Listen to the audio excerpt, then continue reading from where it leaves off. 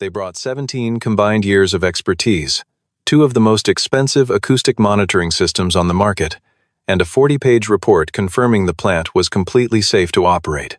But not one of them heard it, that small, almost imperceptible sound, like metal exhaling its final breath, buried beneath the roar of the production line. Only Isaac heard it, a man in a worn maintenance uniform, calloused hands, who dropped his 7-year-old daughter off at school every morning before punching in for his shift.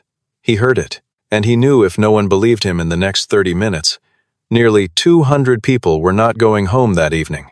If you think you already know how this ends, keep listening, because the truth about Isaac is the part no one saw coming. Isaac Mercer woke at 5:15 every morning without an alarm. Not because he had to, because that was simply the hour his mind chose to surface, pulling him out of sleep with the quiet efficiency of someone who had learned long ago that the world did not pause for rest. The apartment was small and clean in a way that had nothing to do with poverty and everything to do with precision. The counters were clear. The tools in the utility drawer were arranged by size. The fire extinguisher on the kitchen wall had been checked the first Tuesday of every month for 3 years running. A stranger walking through the space might have noticed that it did not feel like the home of someone who had given up. It felt like the home of someone who had made a very deliberate choice. He cooked oatmeal on the stovetop, stirred it twice counterclockwise, added a spoonful of honey the way Kara liked. He checked her backpack, homework folder, water bottle, the small container of apple slices he had cut the night before. He tied her shoes the same way every morning, left before right, double knot, no exceptions. She was 7, she could tie them herself. But she had asked him once, very seriously, if the order mattered, and he had told her yes, and so the order remained. Kara came downstairs at 5:42, hair half-brushed, clutching a stuffed rabbit she called Biscuit. The rabbit was missing one eye, and had been repaired along the left ear with white thread that did not quite match the original fabric. She set Biscuit on the chair beside her and pulled the bowl of oatmeal toward her without ceremony. "Dad," she said, "is the factory going to explode today?" Isaac looked up from the counter where he was pouring coffee into a thermos. He kept his expression easy. "No," he said. "You say that every day. And every day, I've been right so far." She considered this with the gravity of someone doing serious mathematics, then nodded once, apparently satisfied, and returned to her oatmeal. He drove her to school along the same route he always took past the hardware store, past the dry cleaner with the perpetually crooked sign, past the small Vietnamese bakery that opened before dawn and filled that block with the smell of bread. He stopped at the corner coffee shop where a woman named Grace, who was not the same Grace who worked in the factory but who shared the name, kept his usual order ready without being asked. 2 creams, no sugar, medium cup. By 6:58, he was in the parking lot of Hargrove Polymer Solutions, pulling his maintenance badge from the visor clip and dropping it over his neck. The plant sat on 18 acres of flat industrial land at the edge of the county. It processed high-pressure polymer compounds used in a range of commercial applications, pipe fittings, automotive seals, industrial gaskets. Nothing glamorous. Nothing that made the news except when something went wrong. Isaac had worked here for 3 years. He wore the blue uniform of the maintenance division, the lowest tier in the operational hierarchy. He knew the name of every person on every shift. He knew which vending machine in the break room skipped the second row, which loading bay door stuck in humidity, which section of the east corridor had a floor drain that needed clearing every 48 hours without fail. He also knew things about this plant that no one in any blue uniform was supposed to know, but that knowledge lived quietly, the way most of the important things in Isaac's life lived, not hidden, exactly, just not announced. He was walking through the east corridor toward the maintenance bay when he passed compression furnace number 4. It was a reflex, the kind of thing the body does before the mind catches up. He placed one hand flat against the outer casing of the feed pipe junction, not pressing, just resting. Listening through his palm the way he had learned to do so long ago, it no longer felt like a skill. It felt like breathing. Ryan Calloway fell into step beside him a few seconds later. Ryan had worked at Hargrove for 9 years and was the only person on site who had ever asked Isaac a direct question about who he was before this place. Ryan was not the type to push when he didn't get a full answer. He was, however, the type to notice. "You heard something," Ryan said. It was not a question. Isaac dropped his hand from the pipe. "Not yet," he said. But the interval's changing. Changing how? I don't know yet. He paused. I will by afternoon. Ryan looked at him for a moment, then nodded the way a man nods when he decides to trust something he does not entirely understand, and they walked on. The consultants arrived at 8:30. Diana Hargrove had called the meeting herself.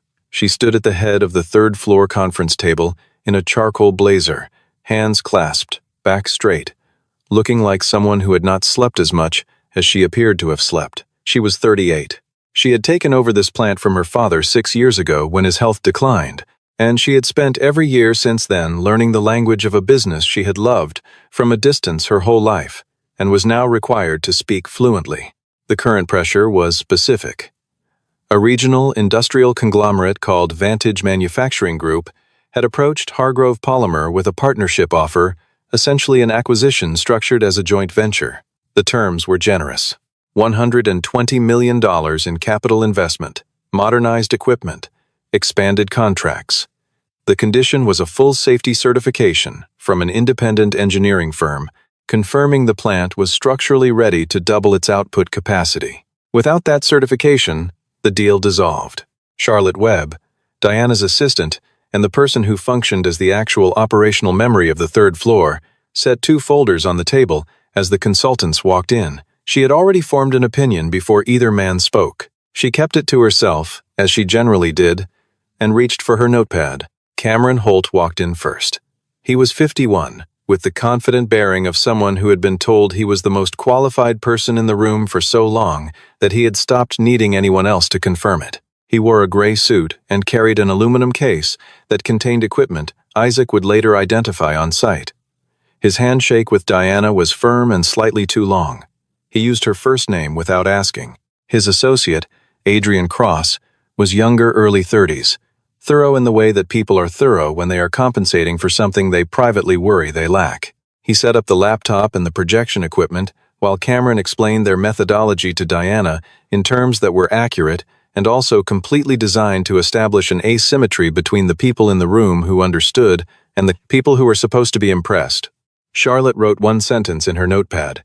Asterisk, explains well, listens poorly, asterisk. Diana gave them the standard facility tour.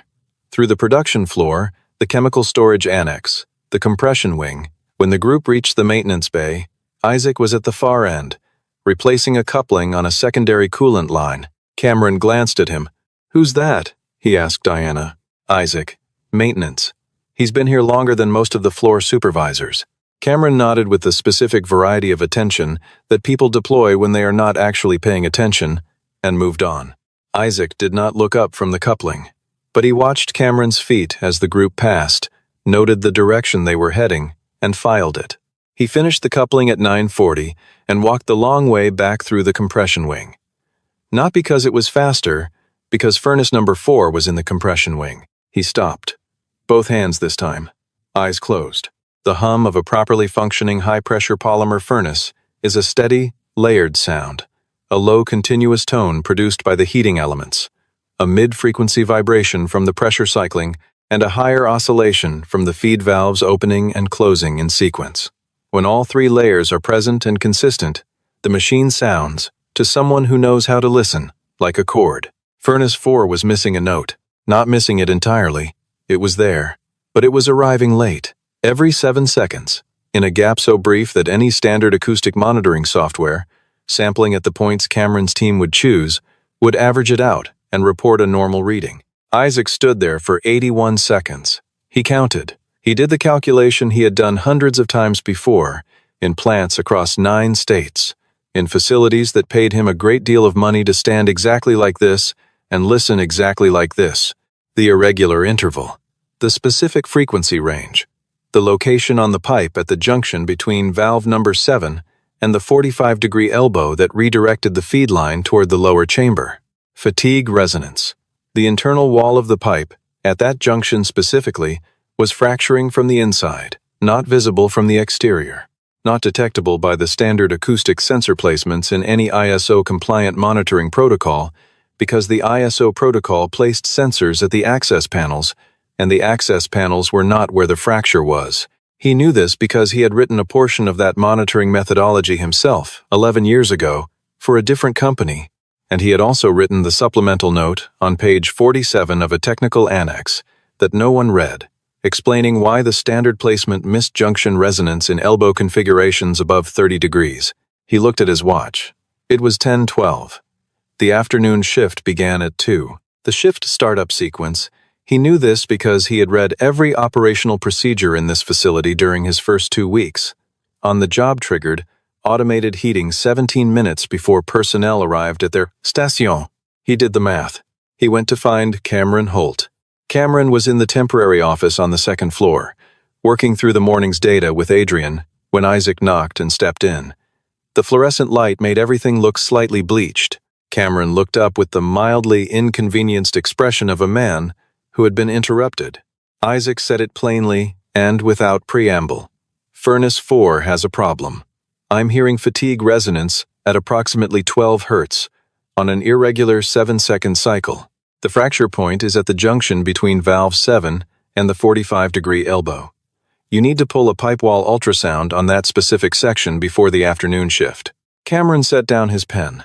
He looked at Isaac the way certain people look at someone who has just said something in a language they technically understand but find inconvenient. His eyes moved across Isaac's uniform, the badge, the maintenance classification stripe on the sleeve. You measured this how? He said. By hand and ear. À silence. We ran a full acoustic sweep of furnace 4 at 9 this morning, Cameron said. All readings were within normal parameters. Your sensors were at the access panels, Isaac said. The resonance I'm describing won't appear at the access panels. It only registers at the junction point. Adrian looked at Cameron. Cameron looked at Isaac. I have 20 years of industrial inspection experience, Cameron said. We follow ISO certified placement protocol. If the sensors don't flag it, the protocol doesn't flag it. The protocol has a known gap in elbow configurations over 30 degrees, Isaac said. That gap is documented. Documented where? Isaac did not answer that question. He said, I need 30 minutes and an ultrasound wand on that junction. That's what I'm asking for. Cameron leaned back. When he spoke again, his voice had acquired the particular quality of patience that is actually a kind of dismissal, dressed in professional clothing. I appreciate you bringing this to us, truly. But pipe resonance interpretation without instrumentation isn't data. It's a feeling, and feelings aren't what we certify. He picked his pen back up. Charlotte was standing just outside the door. She had been walking past when she heard the exchange begin and had slowed, then stopped, notepad against her chest. She watched Isaac's face as he stood there. There was no frustration in it, no embarrassment. There was only the expression of someone who had already calculated the odds and was now moving to the next option. He turned and walked out without another word. Charlotte followed him down the hallway at a distance of 10 feet. 2 minutes later, Diana's phone rang. Cameron was on the line before she had fully raised it to her ear. His explanation was brief and efficient. A maintenance worker had come to him with an unsubstantiated concern, borderline insubordination in terms of jurisdictional overreach, and he wanted Diana to confirm that the inspection authority rested exclusively with his team. Diana said she understood. She said she trusted the process. She said thank you and hung up and sat for a moment with her hand still on the phone. Then she called Charlotte. The maintenance worker, she said. Isaac, can you find him? He's already on his way to find you, Charlotte said. She was right. Isaac appeared at the third-floor office door 4 minutes later. Diana was standing at the window that looked down onto the production floor, arms crossed. She turned when he knocked. He said the same things he had said to Cameron. Fatigue resonance, 12 Hz, 7-second interval, junction between valve 7 and the 45-degree elbow, the afternoon shift, the access panel placement gap. Diana listened. She did not interrupt. When he finished, she was quiet for several seconds. Cameron's team says the readings are normal, she said. Cameron's team's sensors are in the wrong place, he said. They're an ISO-certified firm. ISO protocol has a documented limitation in this type of configuration. I'm not disputing their credentials. I'm telling you the specific location their methodology doesn't cover. Diana looked at him. There was something in the steadiness of his voice that she had not encountered often. Not the aggressive certainty of someone who needed to win an argument, but the quiet, load-bearing certainty of someone reporting a fact. It sat differently in the room than Cameron's confidence had. Cameron's confidence filled space. Isaac's occupied it.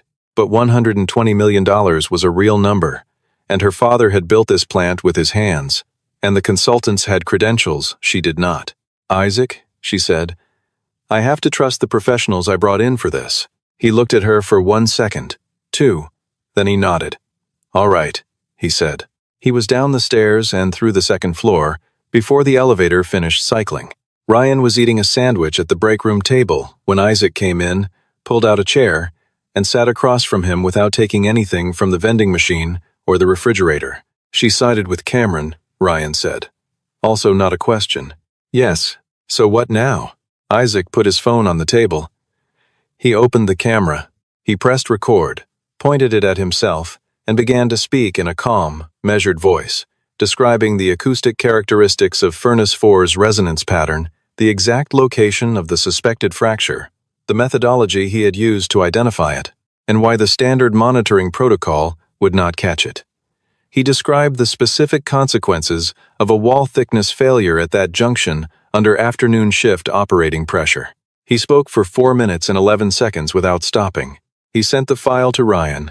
"If something happens before I can get someone to act on this," Isaac said, "that video needs to go to the County Industrial Safety Board. Tonight." Ryan stared at him. "Isaac, who are you?" Isaac stood up. "I need to find Charlotte." She was not hard to find.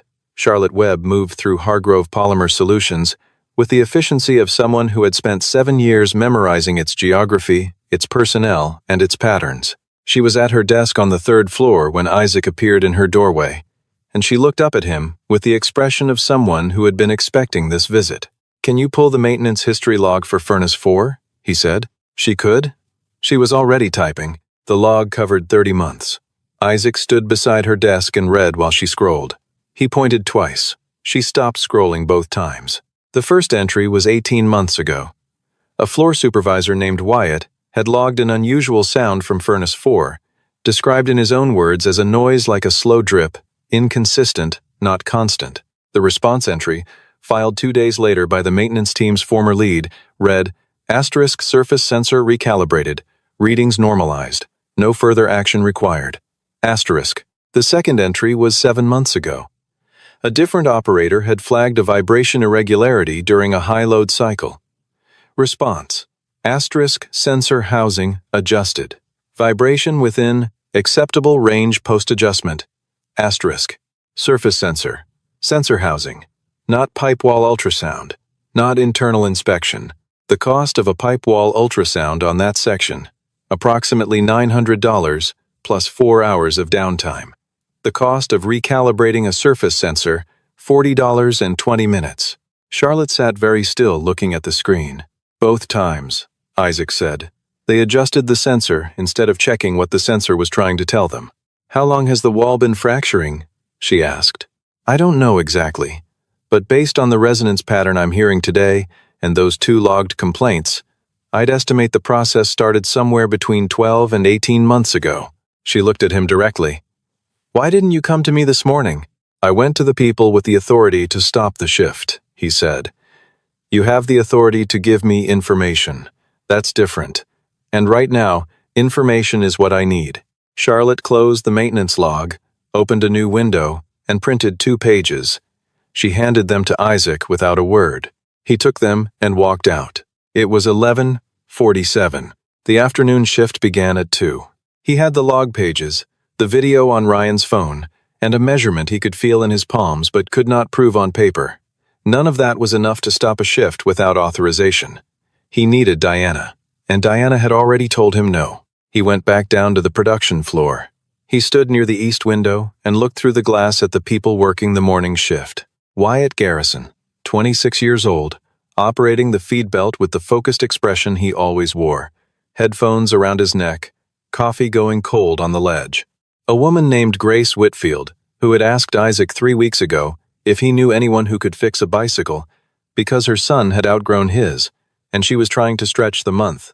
An older man named Joseph Albright, who had been at Hargrove for 23 years, and who once told Isaac, entirely unprompted, that this plant had paid for his daughter's college education, and he intended to be buried with his badge. 187 people across the 2 shifts. Isaac knew the number the way Diana knew it, not as a statistic, as a count. He looked at the clock on the far wall. 11:51. He had 2 hours and 9 minutes. He went back upstairs. He did not knock this time. Diana looked up when he came in. Cameron was already there. He had apparently been notified of the maintenance log request and had come to address it. Adrian stood near the wall with his tablet, looking like someone who had decided to be a piece of furniture for the next few minutes. Isaac walked to the center of the room and put Charlotte's printed pages on Diana's desk. 2 prior complaints about furnace 4 in 18 months, he said. Both resolved by adjusting the surface sensor rather than running an internal inspection. The sensor was telling them something was wrong. They turned the sensor down, instead of looking inside. Cameron picked up the pages before Diana could reach them. He read quickly. "These are routine maintenance resolutions," he said.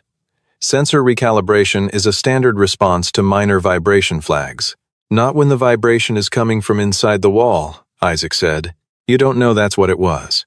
I know what I hear today. And what I hear today is consistent with an 18-month progression of internal fatigue fracture that was masked twice by surface-level adjustments."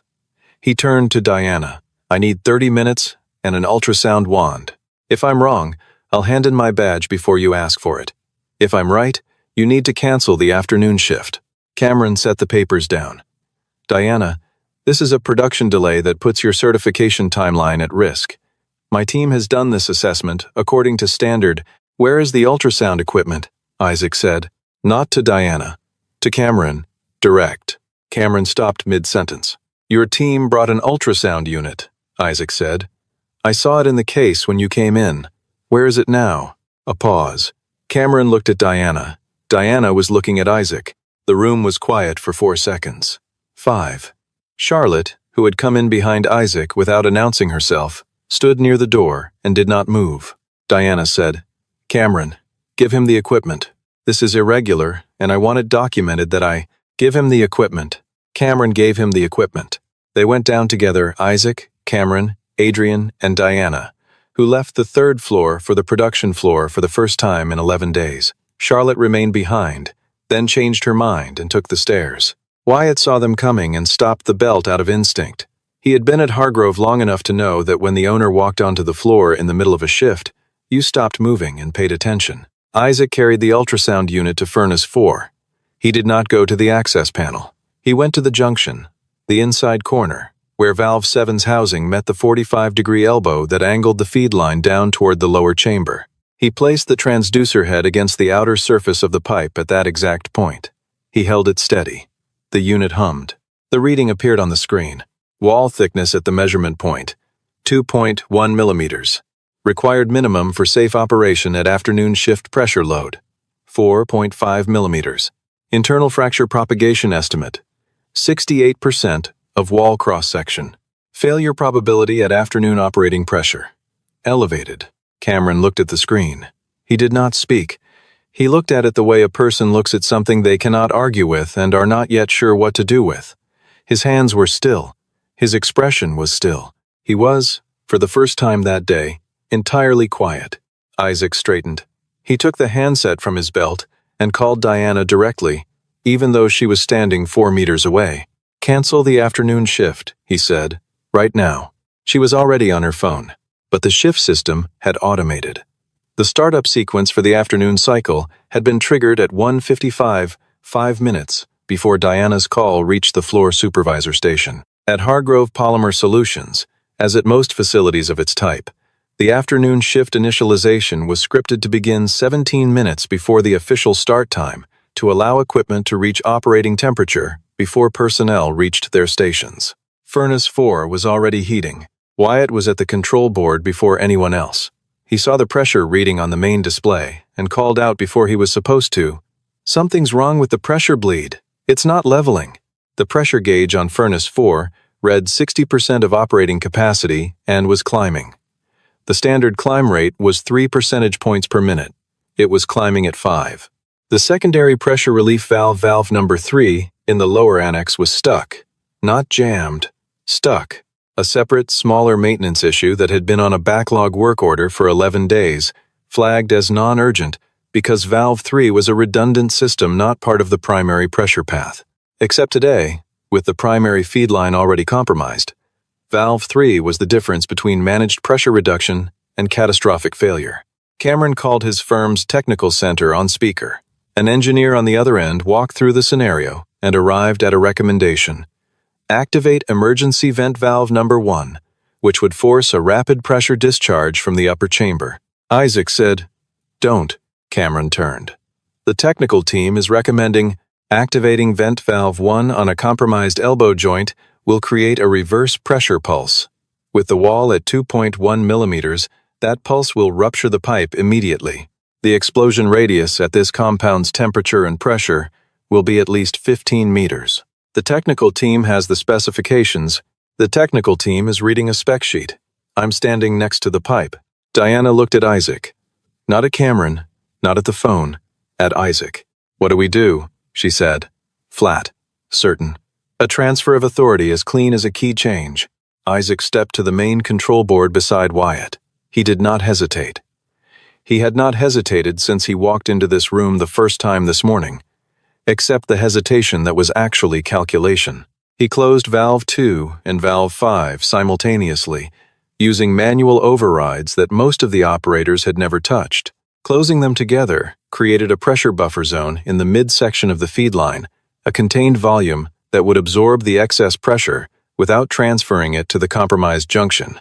Then he activated the emergency cooling system on the midsection feed line segment, not the standard cooling protocol, which would have engaged slowly, but the secondary burst cooling circuit, which dropped the line temperature in 45 seconds. Lower temperature meant lower pressure rate. Then he rerouted the pressure discharge through auxiliary line 8, a backup conduit that ran parallel to the main feed, rarely used, rated for full load pressure. Isaac had checked auxiliary line 8 the previous Thursday during a routine walkthrough. He had checked it because auxiliary lines were always the first thing that got skipped, and skipped things were where the actual problems lived. The pressure on the main gauge read 89%. It stopped climbing. 88. 86. Ryan had gone to the floor without being asked. He was moving workers away from the furnace 4 sector in a quiet, controlled way, not announcing an emergency, not creating a stampede, just meeting each person by name and saying there was a technical check happening and they needed to step to the east corridor for a few minutes. Charlotte had taken the stairwell down and was doing the same thing on the far side. 83. 79. 74. The pipe made a sound. A long metallic exhale, the sound of stressed metal releasing pressure it had been holding for longer than it was ever meant to hold. It was not a pleasant sound, but it was the right sound. It was the sound of a system stepping back from the edge. 68. 64. 60. Wyatt stared at the gauge. He was gripping the edge of the console with both hands. When the reading crossed 60, he let go and took a breath that he had apparently been holding for some time. The room was silent. 12 people standing in the compression wing of Hargrove Polymer Solutions, looking at a gauge reading 60% and holding steady, and not one of them said anything for 15 seconds. Isaac set the handset down on the control board. He exhaled. His shoulders, which had been level and square since that morning, dropped slightly, the first visible indication, all day, that the weight of the last 3 hours had existed at all. Cameron Holt stood near the wall with his tablet held loosely in one hand. He was looking at the pressure gauge. He did not appear to be planning to say anything. Adrian Cross crossed the room and stopped in front of Isaac. He was quiet for a moment. Then he said, "I should have listened to you this morning. I knew something felt off about the panel placements, and I didn't push. I'm sorry." Isaac looked at him. "Get the external inspection team in here tonight," he said. "The whole compression wing. Not just number 4. Adrian nodded. He already had his phone out. Diana stood near the furnace, looking at the section of pipe that had nearly ended the afternoon shift before it began. Her hand was pressed flat against the outer casing, the same unconscious gesture Isaac had made that morning, without knowing she had seen him do it. She pressed her palm there for a moment. Then she turned and looked at Isaac across the room.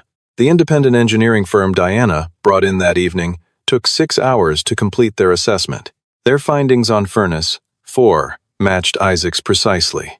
Wall thickness at the elbow junction measured 2.1 millimeters, internal fracture propagation at 68%, projected failure at afternoon load pressure rated at 94.3% probability. 94.3.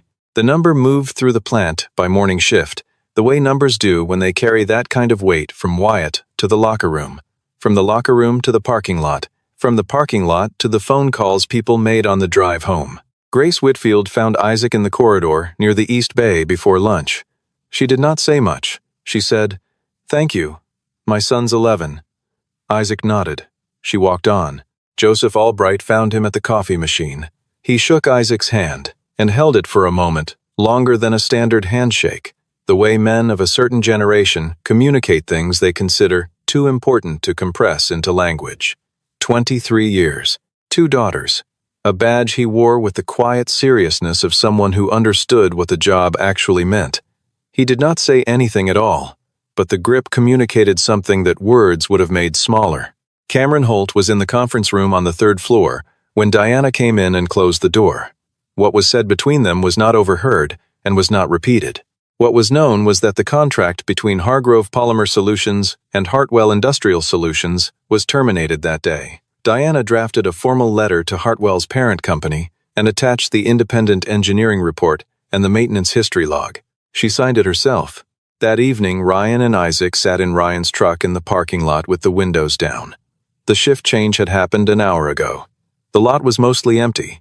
Ryan had a coffee from the corner shop. Isaac had his thermos. Ryan said, "You're going to tell me now, right? Who you actually are." Isaac watched a bird land on the far light post and then leave. "Carnegie Mellon," he said. "Mechanical engineering and industrial safety. 11 years at Consolidated Industrial Safety Group. I designed their acoustic resonance monitoring protocol for high-pressure polymer systems." He stopped. "Including this plant. 6 years ago." Ryan was quiet for a long time. "You wrote the protocol that Cameron was using." "I wrote the base version, yes. The version that has the access panel placement gap. I also wrote the supplemental note, explaining the gap and recommending junction point verification for elbow configurations over 30 degrees. He looked at the thermos in his hands. Page 47 of the technical annex.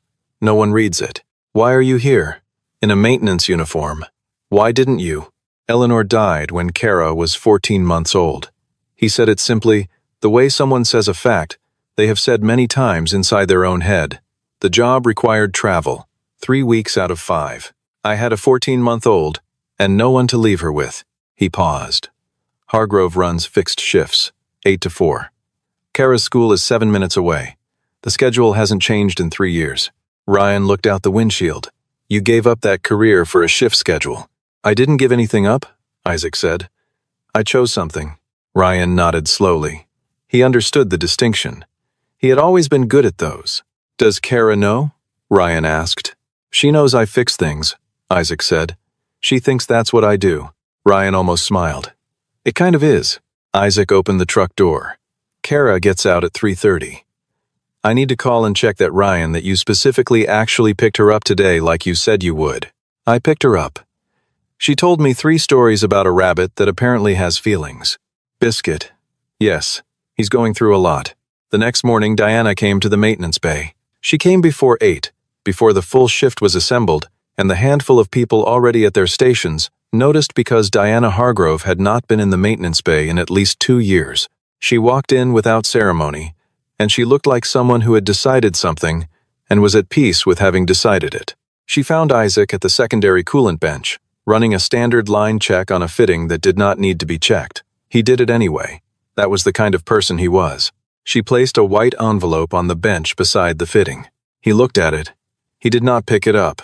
"Director of Engineering Safety," she said. "It's a new position. I created it this morning. Fixed hours 8 to 4, Monday through Friday. Salary commensurate with your actual qualifications, which I spent yesterday evening reading about."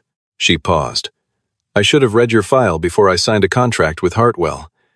That was my mistake, and it almost cost me a great deal more than a contract." Isaac looked at the envelope. "I'm going to need to think about it," he said. "I know," she said. She did not push.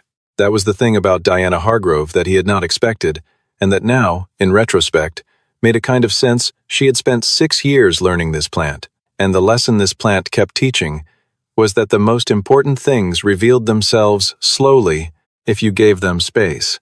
She was about to leave. She stopped near the door. On the corner of Isaac's workbench, there was a photograph printed on regular paper, taped flat, slightly wrinkled at one corner. A small girl in a yellow jacket, holding a one-eyed stuffed rabbit, and smiling with the uncomplicated, full-body enthusiasm of someone who has not yet learned to smile smaller. "Is that Kara?" Diana said. "Yes. Does she know how good her father is at his job?" Isaac looked at the photograph for a moment. "She knows I'm always home by 4. To her, that's the job." Diana was quiet. Then she said, "My father built this plant from nothing. He told me once a truly safe place isn't one where nothing goes wrong. It's one where the right person recognizes when something is about to." She looked at Isaac. "I just found that person." She left. Isaac stood at the bench for a while. The morning shift was coming in around him. The sounds of the plant resuming their familiar layered rhythm, the low hum of the heating elements, the cycling pressure, the valves, the chord, as it should sound when everything is working. He picked up the envelope. He did not open it yet. He set it in his jacket pocket and went back to the coolant line, and he listened to the machines the way he always listened, and they said nothing he needed to worry about. At 3:28, he pulled into the pickup line at Kara's school. He was the 4th car in line, which meant he was early, which was exactly as it should be. He turned the engine off. The white envelope was still in his jacket pocket. He could feel its weight, not heavy, but present. The kind of weight that means a door is real and can be opened. Kara came out of the building at 3:31, backpack bouncing, biscuit held by one ear in her left hand. She spotted his car from the walkway and started running, which she was not supposed to do because the teachers always said no running in the pickup lane, but she always did anyway.